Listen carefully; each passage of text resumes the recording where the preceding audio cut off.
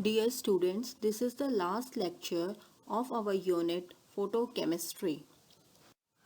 Today we shall study about quantum yield and photosensitized reaction.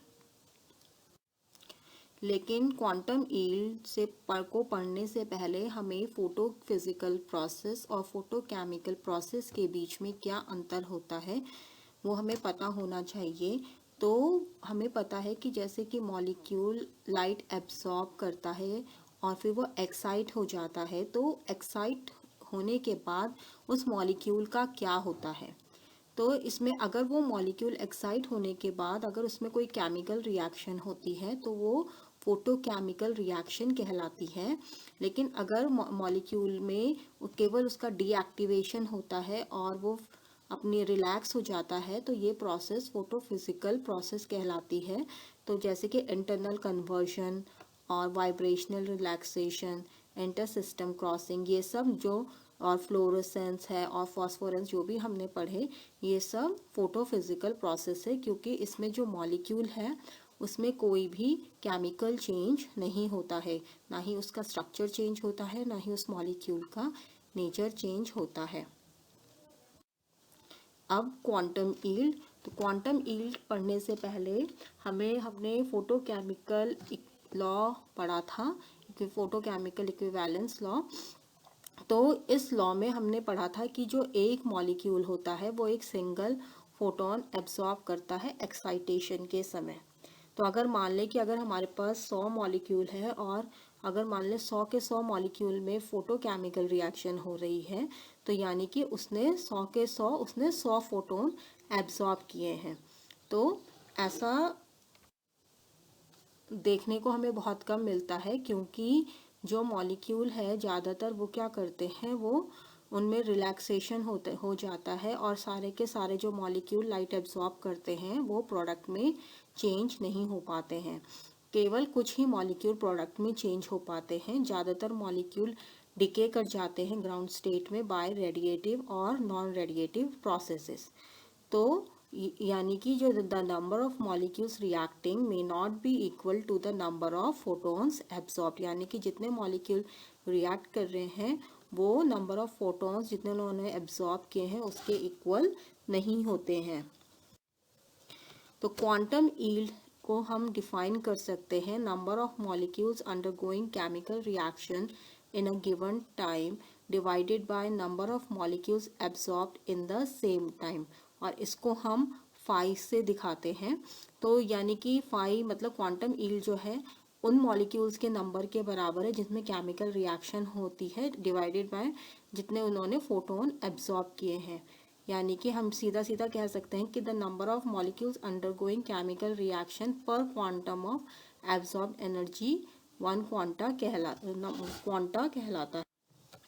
अगर हम इसे Einstein के टर्म्स में देखें तो वन आइंस्टाइन जो है वो 1 मोल ऑफ फोटोन है। तो इसकी डेफिनेशन बस थोड़ी सी चेंज हो जाती है, डिनोमिनेटर में यहाँ पर नंबर ऑफ फोटॉन्स की जगह number of Einstein of photons आ जाएगा, और जो क्वांटम यील्ड की जो वैल्यू है वो 0 से ज़्यादा और 10 की पावर 6 से कम होती है।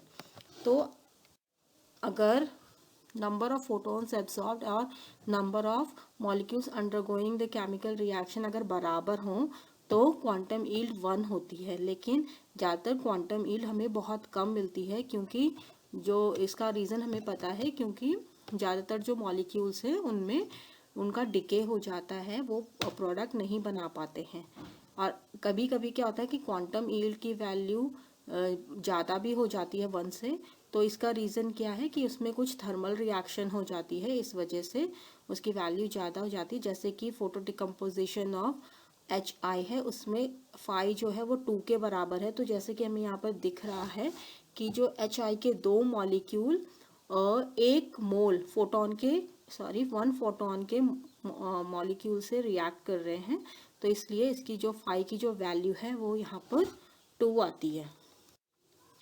अब फोटोसेंसिटाइज्ड रिएक्शन, फोटोसेंसिटाइज्ड रिएक्शंस वो रिएक्शन होती है जिसमें कि हम कोई ऐसा मॉलिक्यूल लेते हैं जो रेडिएशन को एब्जॉर्ब नहीं करता है, लेकिन फिर भी उसमें हम फोटोकेमिकल रिएक्शन करवा सकते हैं।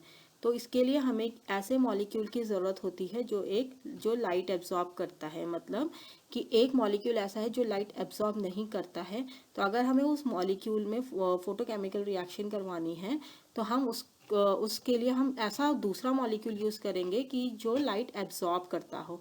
तो ऐसे मॉलिक्यूल को हम सेंसिटाइज़र कहते हैं। तो सेंसिटाइज़र का काम होता है रेडिएशन को एब्जॉर्ब करना, और फिर वो उस रेडिएशन को जो दूसरा मॉलिक्यूल है जो लाइट एब्जॉर्ब नहीं करता है उस पर वो ट्रांसफ़र कराते हैं कोलिशन के थ्रू। तो जैसे एग्जांपल से हम इसको समझ सकते हैं कि अगर जैसे हम देखें जो रिएक्शन है हाइड्रोजन और ऑक्सीजन के बीच में मरकरी वेपर्स के प्रेजेंस में, इस रिएक्शन को हम जब यूवी लाइट में रखते हैं तो हाइड्रोजन और ऑक्सीजन यूवी लाइट एब्जॉर्ब नहीं करते हैं, केवल मरकरी यूवी लाइट एब्जॉर्ब करता है। तो मरकरी जो है वो यूवी लाइट एब्जॉर्ब करके एक्साइटेड हो जाता है।